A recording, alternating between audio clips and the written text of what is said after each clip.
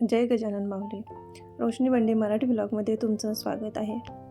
आज मी तुम्हाला वॉशिंग मशीनमध्ये कपडे कसे लावायचे सोप्या पद्धतीने ते दाखवणार आहे. सर्वात आधी आपण कपडे रंगानुसार वेगळे करायचे. पांढरे कपडे वेगवेगळे आणि रंगीत कपडे वेगवेगळे ठेवायचे. कलरचे कपडे आणि पांढरे कपडे जर मिक्स आपण मशीनला लावले तर एखाद्या कपड्याचा कलर जात असेल तर पांढरा कपडा आपला खराब होऊन जातो. त्यानुसार व्हाईट कपड्यांची मशीन वेगळीच लावायची आणि कलरच्या कपड्यांची वेगळीच लावायची. इथं माझे डेलीचे कपडे आहे आणि काही सोफ्यावरचे वगैरे कवर आहे. सर्वात आधी मी काय करते, रंगानुसार कपडे निवडणं झाले की सगळ्यांच्या रांगोळी वगैरे आवरून झाल्या की मी सगळ्यांचे कपडे घेते आणि बकेट म्हणजे भरपूर असं पाणी घेऊन आपले जे कपडे बाथरूममध्ये आहे ते सर्व पाण्यामध्ये हलवून परत निपवून बाजूला ठेवते. याने काय होतं, कपड्यांची घाण वगैरे जे आहे, एक वेगळा वास वगैरे आहे तो पाण्यामध्ये निघून जातो आणि आपल्या मशीनला घाण असा वास येत नाही. पण जसेचे तसे कपडे मशीनला टाकले की मशीनला घाण वास येतो. इतकं घाण त्या कपड्यांचं पाणी निघालं. इथं माझे कपडे पाण्यातून काढून झाले आणि ते पाणी वगैरे होतं ते घाण मी फेकून दिलं. आता दुसऱ्या बकेटमध्ये मी पाणी घेतलं आणि ते थोडं कोमट पाणीच घेतलं मी, म्हणजे कोमट पाण्यामध्ये कपडे भिजत टाकले की छान असे निघतात आणि चिकटपणा वगैरे जो असला तो पण निघून जातो. कोमट पाणी घेतल्यानंतर त्यामध्ये मी लिक्विड टाकलं. शक्यतो मी पावडर ऐवजी लिक्विडच यूज करते. पावडरचे थोडे असे धबधबे पडतात. लिक्विडचे असे दाग धब्बे काही पडत नाही. आणि गावाकडचे कपडे म्हटल्यावर धूळ भरपूर असते. तुम्ही 2 दिवसाआडे लावा किंवा 3 दिवसाआडे लावा, ते भरपूर असे घाण झालेले असतात.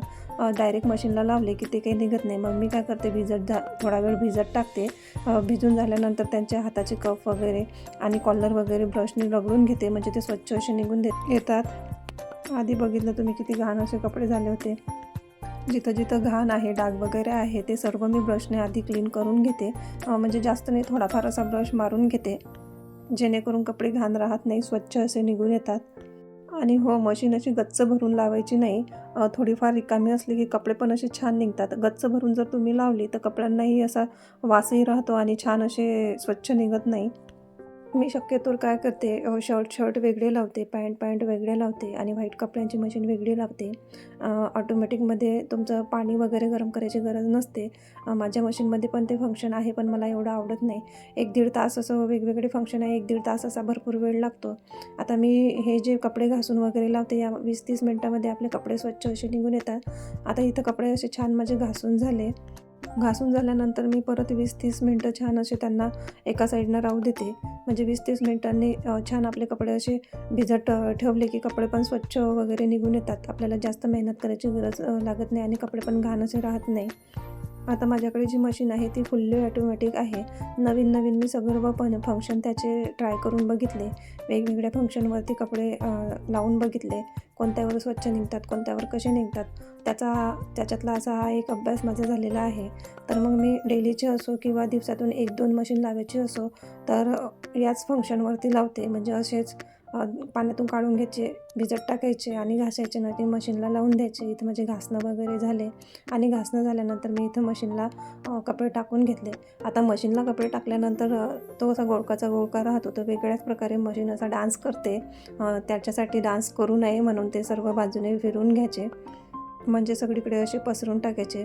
आता मी इथं जो फंक्शन निवडते तो माझा 9 नंबरचा असतो. इथं मशीन मी स्टार्ट केली.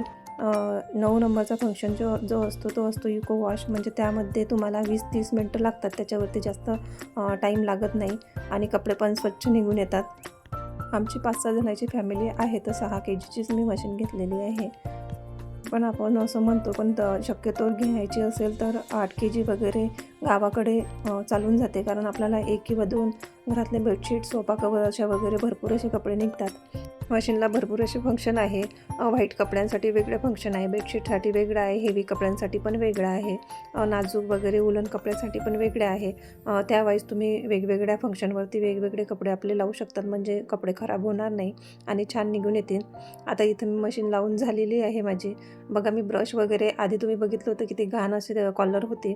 आता धुणं झाल्यावर मी ब्रश वगैरे लावल्यावर स्वच्छ असं ते निघून आलं आणि सोफा कवर पण माझ्या अशा छान निघून आल्या.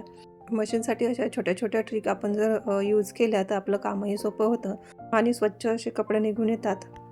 चला तर मग आजचा व्हिडिओ तुम्हाला कसा वाटला कमेंटमध्ये नक्की सांगा. आवडल्यास लाईक करा, शेअर करा आणि सबस्क्राईब करायला विसरू नका. आणि तुमच्याकडे पण मशीन असेल तर तुम्ही ह्या ट्रिक्स माझ्या थोड्या यूज करून बघा. म्हणजे तुमचे कामं पण सोपे होतील, कामं वाढणार नाही आणि पटकन असे होतील, सुस्वच्छ असं घर. चला तर मग पुन्हा भेटूया अशाच नवीन व्लॉगसोबत. तोपर्यंत बाय.